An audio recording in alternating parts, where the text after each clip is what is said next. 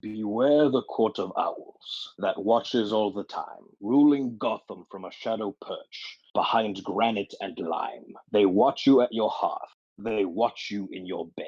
Speak not a whispered word of them, or they'll send the talon for your head. Wow, that was so good. That was so good. That's the DM in Woo! I liked it. I liked it. I liked it a lot. me. Okay, so now that we got that chilling nursery rhyme out of the way, let's first talk about sort of the biggest thing that's happened this past week, and it's still going around on Twitter as it should be. Is King himself, Mr. Chadwick Boseman. Wow, I have to say that came to a huge shock to me that he passed away. We were on stream, right? Boom, and then you were like, "Yo, Chadwick just passed away." Yeah, I was scrolling through Twitter and I see a post by someone that I follow and it said like 3 minutes ago at that point. Oh wow, so And we were and I like thought, right there. yeah, I had like just seen it happen. And I thought it was a joke, right? Yeah, sometimes that happens. Yeah, I thought it was a joke. Like whenever celebrities will get, oh, so and so was found dead at their Yeah. so and so holiday retreat resort or whatever. And then they'll show up like the next day. Oh, lol, guys, I'm not dead. Right, something like that. But it was no, it was definitely Yeah, and it was yeah, really disheartening because according to the reports and I guess just over time, he did everything in his power to hide it, and I just have to say, like, what a strong individual, what a strong person to have been no, it's going, wild. yes, going through something so tragic and so physically and mentally demanding, and to still film these movies, to still go see children in his position essentially. At the hospitals. And he was pretty late in the, I guess, in the Yeah. process, right? Because he was in But the third by the stage. time that they had caught it, it was already third stage, and that was in 2016. And there you go, right? So third stage is pretty. I mean, one stage It's before hard to four. come back from that. Yeah, I think it was. I think he sends a very powerful message without meaning to. I think the message is kind of. I mean, it kind of reminds me of All Might a little bit. Like, Like that symbol feel to him. yeah, the kind of symbol of there's a lot going on with me internally, but there's something going on that's bigger than me, right? Like, Yeah. he was put in a position of, hey, I am the first black superhero, and this is a very important position, right? Kids are gonna look up to me forever. I have to set an example, and I think he realized that this was bigger than him, and I think he willed himself to, like I was saying earlier, I think he willed himself to go and visit these children who were terminally ill. And there's a video on Twitter of him talking about these boys who didn't get to see him play Black Panther because they were terminally ill Yep. and they passed away, and he was crying like about it, Because he was saying that they had asked him to hurry up and finish making the movie, yeah. so that way they could, live long enough to see it. And it's so crazy that kids kind of just accept that. I mean, not that it's easy to accept, but it sounds like from the context that we were given, and the story he told, that they were very much like, hey, we know we're going to die. So, you know, please finish. Yeah, let's move this along. Yeah, because they And I know mean, that. not in like a bad way, right? No, no, But they know their absolutely. days are numbered. Yeah, and that's that. I mean, that must be something difficult to have to. And it does something to see a like a major superhero like that looks like you Right. and talks the way you talk. Yeah, no, I mean, I was actually thinking about how to have this conversation because, I mean, we're both Hispanic, right? We're both from Yeah. Mexican heritage, and I was thinking about it, and I was like, how cool I thought it was that Ghost Riders iteration right now, Robbie Reyes is Hispanic, and you can see him be featured on Agents of Shield. And to me, in high school, that was kind of a big deal because not only was he from Texas, which is where Boom and I are from, but he's also Hispanic, and he actually also went to the college where I'm currently going as well, or where we are currently going. Yeah. Which I didn't know when I applied. I did know that after I talked to my technical director about it. He was like, "Oh yeah, I think I found out like maybe sophomore year. I was all late." That's so funny. No, but I mean, and then watching Young Justice and having Blue Beetle, like, sure, these aren't for us specifically, right? These aren't like, I guess Ghost Rider is honestly a main here. I mean, for me, Robbie Reyes means a lot to me. No, but that's exactly what I'm trying to say, right? Like, having that, and then I think Miles Morales as well, being of Black and Hispanic heritage, also means a lot to me as well. And I can just imagine that the kind of not only pressure he was under with, having cancer, but also with this such an iconic role, first of all, and then kind of putting that to the side to kind of, I guess, prioritize in a sense. Yeah. Like what mattered more to him. Yeah, because at that point it is about taking how you all feel. of these years off to like get it treated and then to maybe not survive it, or to go all in and do as much as he could before the end. And I think he did that, right? And that's not to say that he didn't like go and get it treated, because I know that they had said that he went to go get like chemo and stuff, right, and do the surgeries. Right. I mean, that's just, again, it's just like you said, prioritizing what was more important to him, and maybe not necessarily that, but also just the type of climate we're in. Maybe he was just kind of like, well, this is very important because of Black Lives Matter. And I think it was a now or never situation for him. Yeah. That's what it seems like in hindsight. I mean, that's what it seems like. Of course, we'll never know full details of how he was feeling and how, we'll know one day when we're long gone. But I mean, I will say that he was a force, and he portrayed great characters like Jackie Robinson, baseball, the American sport, and just to have again a Black figure in that area is very inspirational, and he portrayed that character.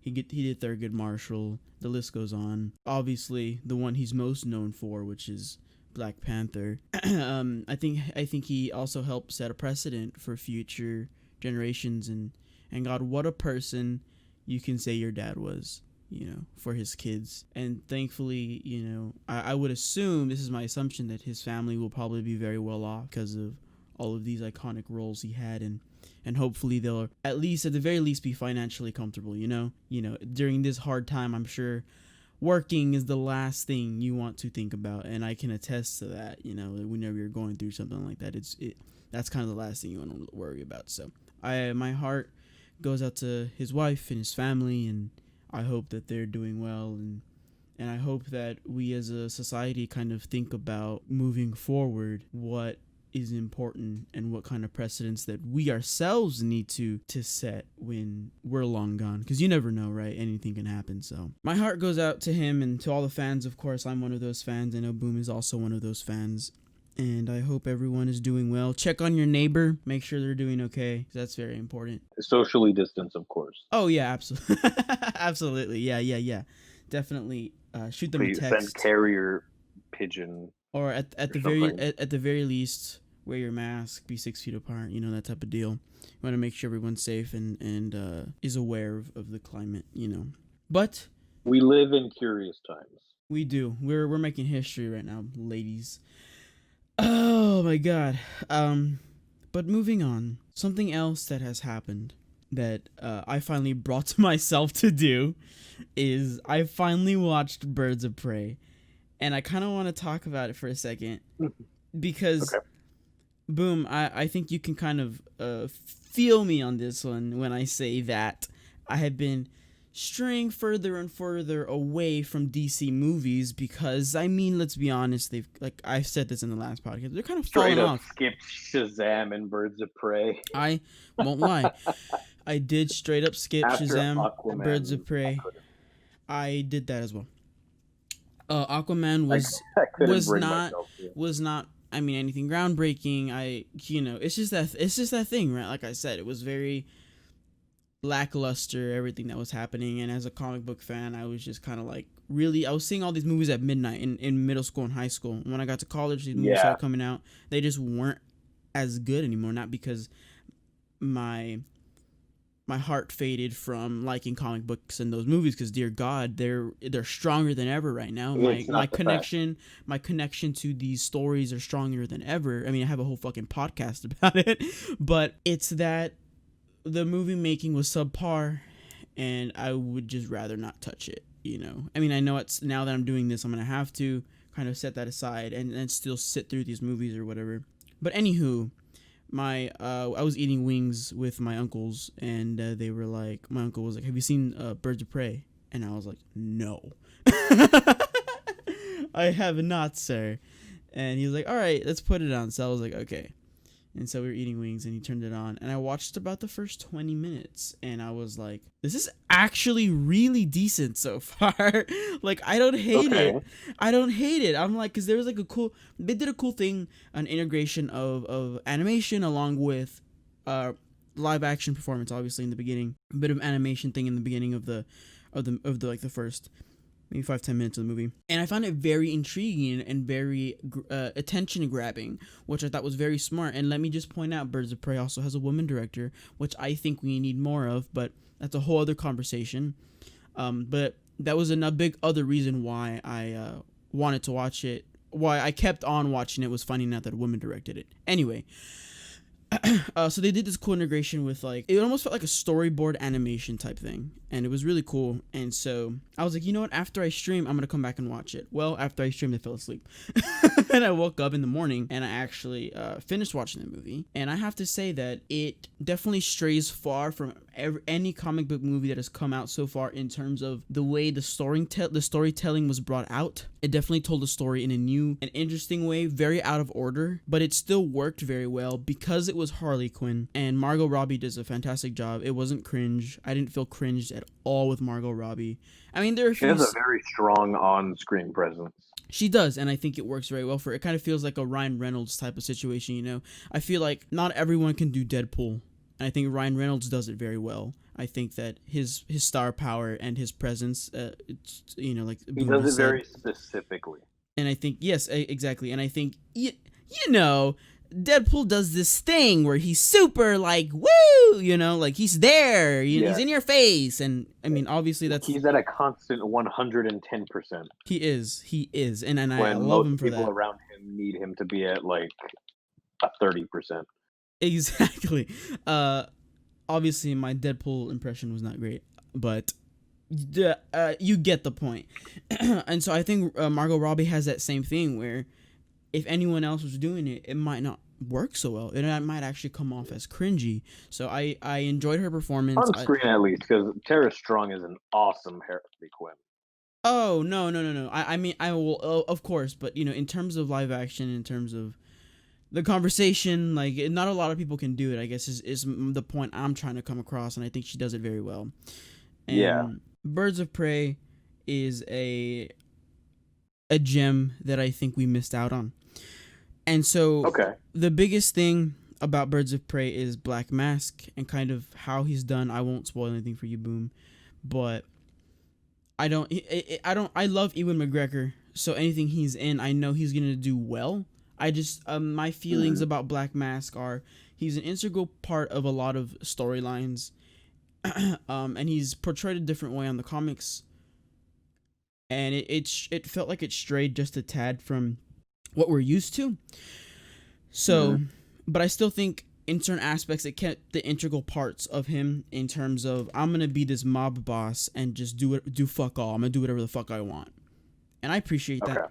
And Ewan McGregor is a fantastic actor. So I'll let you formulate your own opinion on that, Boom, and maybe one day we can talk about it. Yeah, maybe I'll watch it soon. But going on to why I think personally, why I think the movie didn't get, why it became a hidden gem rather than just a gem, so to speak, is the marketing. I feel like the marketing played on it to be this woman team up movie, right? I don't know if you felt the same way. To me, it felt like this is going to be an all-woman Suicide Squad, and it was giving me all the wrong vibes. Yes. Yes, it Because did. I didn't mean, like it felt Suicide Squad. right. Suicide Squad was bad. Yeah, no. So Suicide Squad was shit, and I'm so glad that we're just pretending like it didn't happen, like with X-Men Origins Wolverine. Now, do I wish Will Smith were coming back? I do, but I mean, if Maybe we're as getting like Idris yeah, and all these other John Cena. really good actors, John Cena, Mr. You Can't See Me Thugonomics. Yes, sir. Him. Yes. So, I think it suffered from a marketing flaw in that. I also think so, because the only trailers or advertising that I saw were the occasional trailer on YouTube, and I mean occasional. And YouTube loves to give you the same ads for like 2 months and then swap them out. Yes. I maybe saw that trailer 2 or 3 times. Which is crazy for us because we watch right this comic before- book trailers a lot. Yeah, exactly.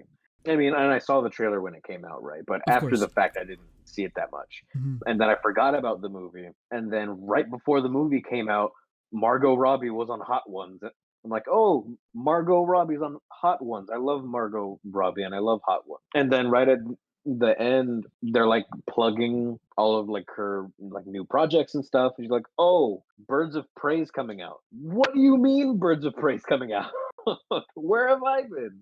Yeah, exactly. But I think when it was marketed in terms of like when you actually saw ads, it was very much like Yeah, you said. I wasn't sure. It was a team movie. It's like it's a like you said, a Suicide Squad for girls with only girls. Excuse me.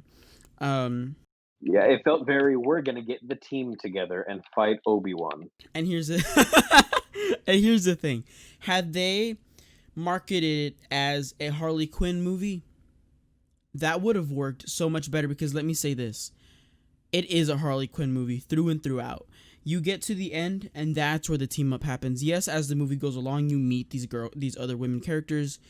And then when you get to the end, yes, there's a big team up fight, as you would suspect. And that's one of the biggest flaws of just the whole thing in general is, had they, in my opinion, maybe I'm wrong, maybe some people would have found it cringy, but in my opinion, they played it extremely safe in terms of marketing, right? To just say, oh, it's Birds of Prey. Yeah. When in because it had that subtitle to it, right? It was like the Harley Quinn of one Harley Quinn. Yes, it does. So then, I mean, I feel like, yes, is there team up? Of course there is at the end. But had it been marketed as a Harley Quinn movie, maybe Harley Quinn, and then the subtitle is Birds of Prey, or something like that, right? Harley Quinn with Birds of Prey. Something along those lines. Something like that, please. I mean, and then there's some cool cameos in the beginning of the movie. This is not really a spoil because it's like you see in the beginning. Cassandra Kane is in the movie. I did hear about that. Okay, which that's a whole other conversation we can have. Cassandra Kane, if you don't know this, is Batgirl for a while. And correct me if I'm wrong. Is she the only person in the Bat family who's beat Bruce in hand-to-hand combat? Do you remember if that's her? I need to fucking brush up. I'm thinking in like the recesses of my mind. I want to say it's her. Because there is a Batgirl. And you're talking the whole Bat family, right? Well, because yes. It's not Barbara. It's not Barbara. It's not Cameo. No. It's not fucking. What's her name? Carrie Kelly. Oh, that's a Robin anyway. It doesn't matter. Yeah, I know. Anyways, no. Maybe? I think she is the only one to have like. Because Cassandra Kane has a vow of silence, correct? So it is her. I just that clued me in. So yes, Cassandra Kane in the comics is one who it can beat Bruce Wayne in hand-to-hand combat, which literally there, other than maybe Deathstroke, and even that is like a wager depending on. She's kind of a beast. She is. She's incredibly strong and talented. And so it was really cool to see that cameo. And there's a lot of cool like Easter eggs throughout the. Jesus fucking Christ! I should sign my phone. There's a lot of cool cameos and things like the Easter eggs throughout the movie and nods and stuff like that. I think all that's really fun. Bottom line is though, it is a hidden gem. Had they marketed it as a Harley Quinn movie, I feel like it would have been a much stronger release.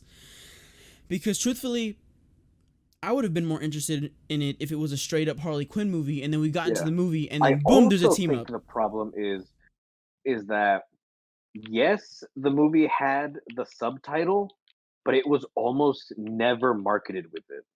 Right. That's the other thing too. Yeah. No. It like definitely that's definitely true. Yeah. If you looked at a poster, or I think the name only ever came up like in the trailers. Absolutely. Yep. So anyone that wasn't watching the trailers was just looking like online and stuff, seeing like ticket listings or I don't know, like walking down the street and seeing a Birds of Prey poster. Yeah. There might not immediately associate it with Harley Quinn because Harley Quinn's name isn't attached to it. And that's the thing is that like I think, and I'll say it again, I think that had it been marketed in such a way that this is a Harley Quinn movie because it feels like a Harley Quinn movie. And then inside of the movie, then you get the team up of Huntress and Black Canary, right? And then those are just cool things that happen within the movie. Yeah. Instead of being I even feel like they could have also called it Harley Quinn and her super friends. You know, something that Harley along herself might like to write down. And because I mean, I'm no marketing expert, but it almost feels like the advertisements and all that were kind of like when you go up to your parents because you need money for the school dance, and you're like, "Hey, can I have like $20, please?" What are you gonna go do? Party? Where? At whose house? Who's going? Yeah, that type of thing. And then they reluctantly give you the right. And then Jim? And then they come from a good family. They reluctantly give you the money, but it just felt like that meme where the fingers are together, your feet are in, and it's like chicken nuggies ? That's how it kind of like they were very reserved. Can I please have lunch money? Which I get because honestly, the way I think about it is, if there's a Batman movie, no matter how shit it is, people are gonna go watch it. Same thing with Superman. Same thing with I don't know, fucking Aquaman, right? Maybe Aquaman to a lesser degree, but Birds of Prey is a Guardians of the Galaxy, as I like to think, Hail Mary. Because no one knows Guardians of the Galaxy that well. It did very well, don't get me wrong. But, so then I could kind of see why WB might have been like, okay, we're not going to put as much money into advertising in this one. We're just going to make a quality movie and not advertise it that much, or maybe advertise it in such a way that is super safe. And that's what they did. That's what they did. And I don't think it worked in their favor. I will say, like I said, it is a hidden gem. And if you haven't seen Birds of Prey, I think it's worth the rent if you don't have HBO. It's definitely worth the rent. I enjoyed it. I don't know what to say. That's it. Well, I'm glad you enjoyed it. We're gonna switch gears here a little bit. We're gonna take a break from DC and come back to Disney Marvel. Today was announced. Boom actually is the one who sent me the tweet that The Mandalorian is coming back October 30th. Yep. This is the way. The October there. I'll put, happy. If you're watching this on YouTube, it's October 30th. If you're watching this on YouTube, I'll put up the tweet. But I'm excited. I will say super excited. The first season was certified crispy. Was an awesome year for new shows from franchises that everyone loves. We had Mandalorian, we had The Witcher, we had The Boys, and all three of those were fire. And I'm not sure what happened, but all of the best shows that I saw in like the last couple years even came out at the tail end of 2019. Yeah, no, absolutely they did. So, and I'm just glad Mandalorian is coming out at like its normal scheduled point, because I know Witcher got delayed to oblivion to 2021 at some point. Right. And The Boys is also coming out. Actually, The Boys got delayed. Yeah, it did. and it's coming out now. But the Mandalorian actually was kind of earlier in 2019. It was during the summer, if I recall correctly, right? It Oh no, sorry. It no, dropped it, with Disney it Plus. was Apologies. It dropped with Disney Plus. yeah. And it got greenlit for the second season really quickly because I mean the Baby Yoda Everyone memes loved it. and yeah, everyone loved it. But I remember it came out at the same time that it was still airing at the same time that The Witcher was coming out in December because it was doing the weekly. But I want to say this in advance because it's coming out next month. We are going to be talking about it. I assume, Boom, especially if you're on, we are going to be talking about The Mandalorian as it comes out. We're going to be talking about each episode every week. Most definitely. So if you're, I'll put in the description if you're watching this on YouTube, and then I'll say it now. Spoilers and then I'll just do a quick voiceover, and I'll say spoilers. Fast forward to this number if you don't want to hear about it yet or you haven't watched it yet. We are definitely gonna be talking about it. I just wanted to throw that out there before we got any further. But it's coming out, and I'm super excited. I love the show. I think it's crispy. Is it the best show I've ever seen? Maybe not, but because it has its flaws. But that also comes with learning how to tackle such a thing as The Mandalorian. I think there's a lot of things that you have to get right, especially with the Star Wars franchise. A lot of things have been happening that we're not exactly happy with, and we'll get into that later. But that's not the podcast for this.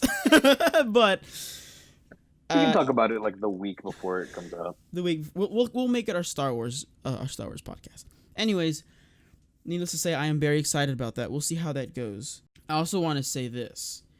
I think that what Jon Favreau does most of the time hits the nail on the head. Like, I think he knows does exactly what he wants to do. And there's no wavering with him. And I think that there's something to be said about that and kind of the art that he makes, especially with, I mean, Iron Man 1 and 2, they have their issues, but a lot of the stuff that he does aside from that, because like Iron Man 1 and 2 weren't the worst things in the world, right? They have their problems, but they're not the worst. Iron Man 2 was really okay.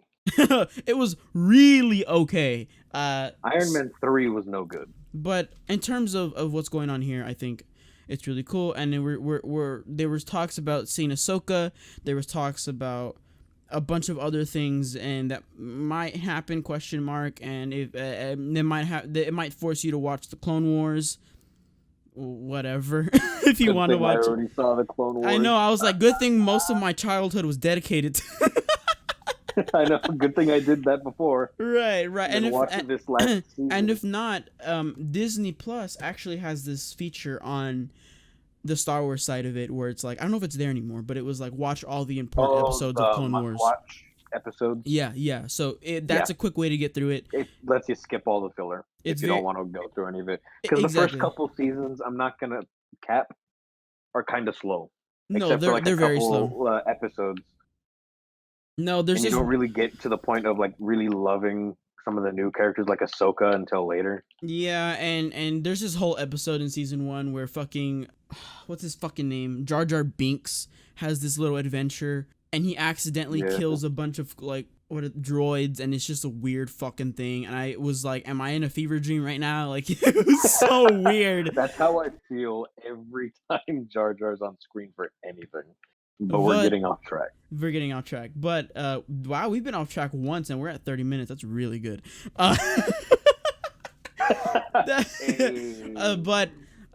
No, we will be keeping up with that, so stay tuned for that. So here's the thing that I wanted to talk about real quick, and I saw this 5 hours ago.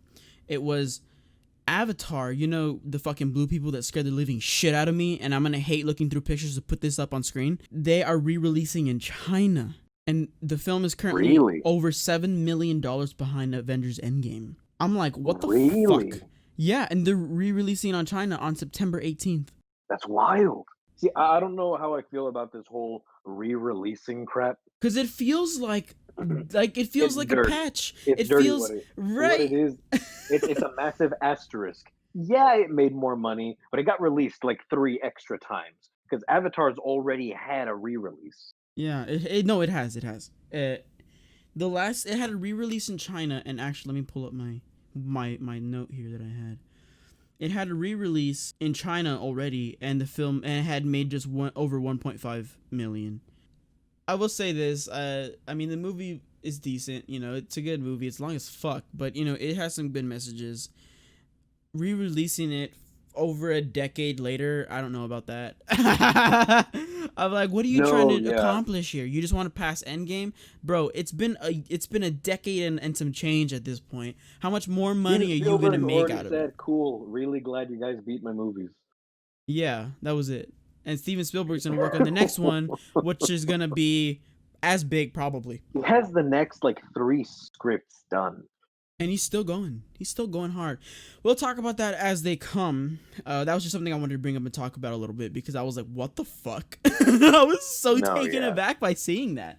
Okay. Anyways, moving on. So the biggest thing that I want to talk about now in this podcast, because it's very intriguing to me, is the Batman. So there has been theories and speculations on the movie, and we'll be talking about them here as time goes on because these are things that I find very interesting, along with like maybe power scaling and stuff like that. These are just things that are really fun to talk about. I love power scaling. These are just things that power scaling for hours. I know.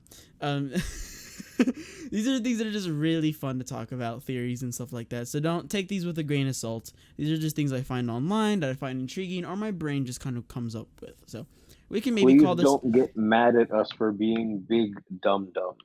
Exactly. If there's something you're like, if you're like, but Louis, remember this. I'm really open to those conversations. I'm really open. Disagree with me. I would love to have that conversation. Yes, I love.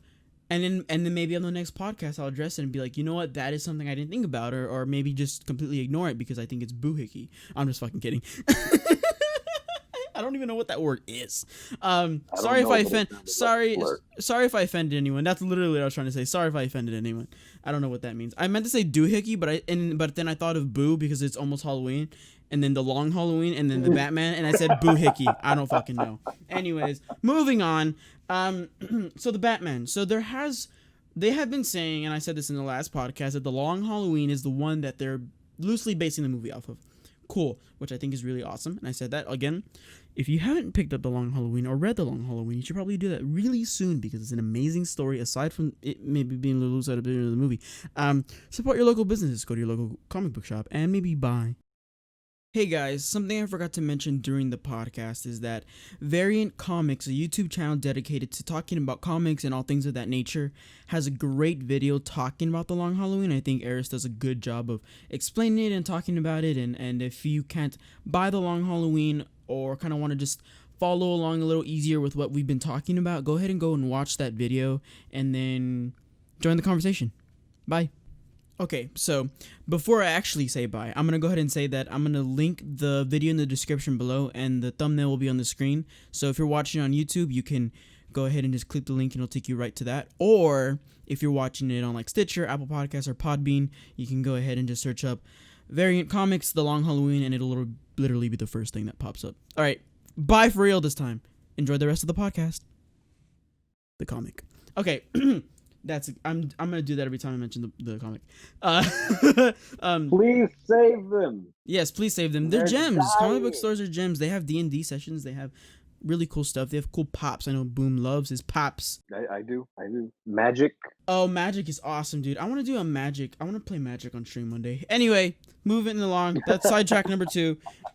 There has been this theory thrown around on Twitter, on YouTube, and that the Court of Owls has something to do with the Batman. So let me go ahead and give you a quick rundown of the Court of Owls, and if I forget anything, Boom, feel free to chime in. So the Court of Owls is a new 52 storyline before Rebirth, obviously, that came out with the new Batman comic series run, and it was kind of a big deal. It was if you really want to get into the conspiracy theory parallels, it's kind of like the Illuminati for Batman, for Gotham. And so there are these underground organizations. Politicians, elites.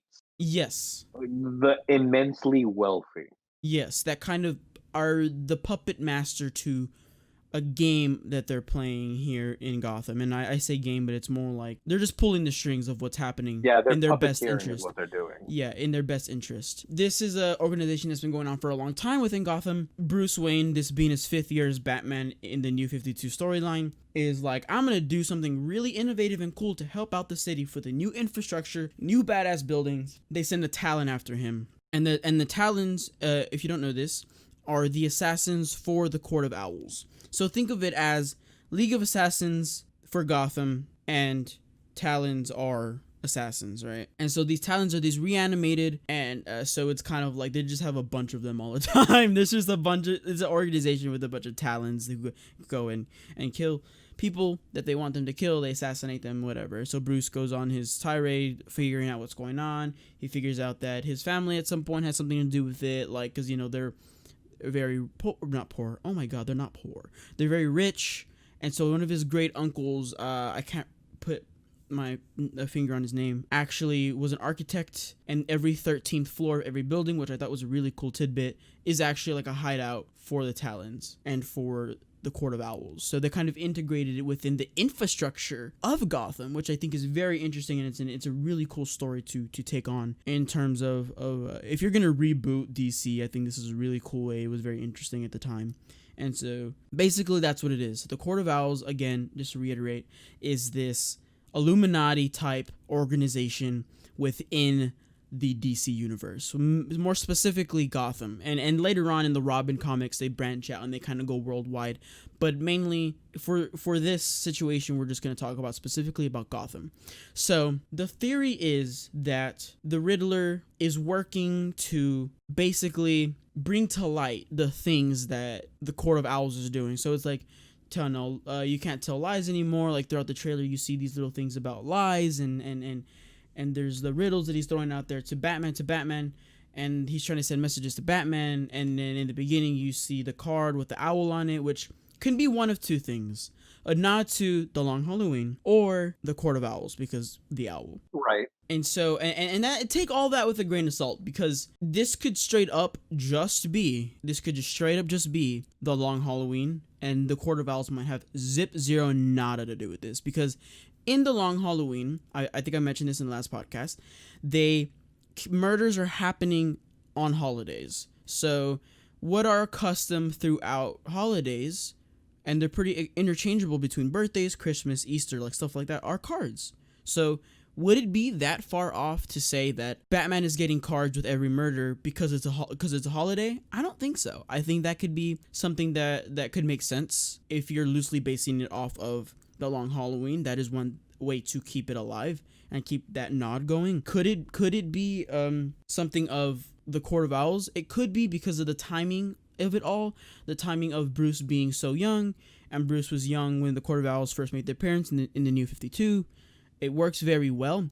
And in the trailer, something is said that is along the lines of, you're a part of it too, meaning either Bruce or Batman, not completely sure who they're talking to in this situation, a part of whatever's going on. And now, here's the thing. If it's Bruce, it's the Court of Owls. If it's Batman, it can still be the Court of Owls. If he's taking down the crime families, right, because I think, is it Maloney that's going to be in this? Then it makes sense, because maybe they're laying out the framework for him to take down these big guys, which could make, and they're using him kind of as a Talon of sorts, was another thing that was brought up in a lot of the theories that I read and watched videos on. And then this can be him trying to get out of that, and in a sense I just hit my mic. In a sense, deconstructing the Court of Owls. It's just a very, I don't want to say it's a far off idea. It's a very young storyline. Don't get me wrong, it's very adored. People love it. I love it. I just wonder if WB is going to go with such a Hail Mary, you know? That's I think that the whole owl thing is a massive red herring. Okay. And I'm going to stand by that. Mm-hmm. And I'm going to die on that hill. Explain a little more. So, what I keep seeing, like, aside from the whole card thing and the owl on the card and kind of like the doodads in the background. The doodads, yeah. Because there's like owls here and there, right? That's a symbolism that I keep seeing as well. Yeah, I think it's a red herring. And then there's also, it's actually during that grapple scene that I mentioned last time, I where want to talk about that too. Continue. people like slow it down and they see this guy kind of walking around on the stairs as Bruce is grappling upwards. And if you slow Yes. it down and stop on the right frames, you end up on a frame that kind of looks like a guy's wearing an owl mask. But I think that's a Yes. stretch too, because I went ahead and did it too. I had my quality all the way up, 1080p. I slowed it down all the way, and I did it frame by frame. And it doesn't look like that guy's wearing a mask at all. It just looks like he has really sharp features. Here's And that's what what I I had take seen. from that. But I also don't think. Go ahead. So here's how I feel about that particular photo. He's 100% not wearing a mask. From looking at different photos and different frames, people put shit on Twitter that I had seen as well in videos, is that he's definitely not wearing a mask. It's just the lighting. It's just one of those things It that also I just feel kind of like. looks like he has a huge nose, and it's throwing people off. But why only him though? If you're gonna go into the Court of Owls, I don't think it would just be him. And why would a random Owls member be wearing a mask out in the open? Because that's not how that works. Yeah, Exactly. Thank they you for saying that. only wear their masks amongst each other. Their whole thing Yes. is that they wear the masks together to meet and discuss things and to decide what's going to happen, but they also do it to hide their identities from each other. Those are the only people they're hiding identities from because they don't wear the masks and they don't talk about the Court of Owls outside of the Court of Owls. It's very true. It's a completely So, separate lifestyle. They're not going to walk around in broad daylight. and to that point, it's almost as if they're, like you said, kind of misleading us into a different direction to make us have these conversations, because it's extremely fun to have these conversations. I also think it's because of Gotham Knights. Yes, and that was actually something else I wanted to bring up. Thank you for bringing that up. Gotham Knights is obviously doing the Court of Owls thing, and everyone's all, yay, Court of Owls. We love Court of Owls. All my homies love Court of Owls. So we Yes. have owls on the brain, and then they're throwing a bunch of owls into this trailer. It's a red herring. That's all it is, at least from my perspective in this moment. Until they give us a trailer showing us that it is the Court of Owls, or until the point that the movie comes out and it ends up being them. But I don't think it is. However, I saw a theory on, it was a website. I think it was Screen Rant, and I'm not like on Screen Rant. I'm not a big fan of their journalism. No, same. I did see their article on it, and they brought up theory that I hadn't even considered, right? And I was already considering that they were going to be willing to combine Hush and Riddler. I'm already on the fringe of this. What if the Riddler is leading Batman to the Court of Owls?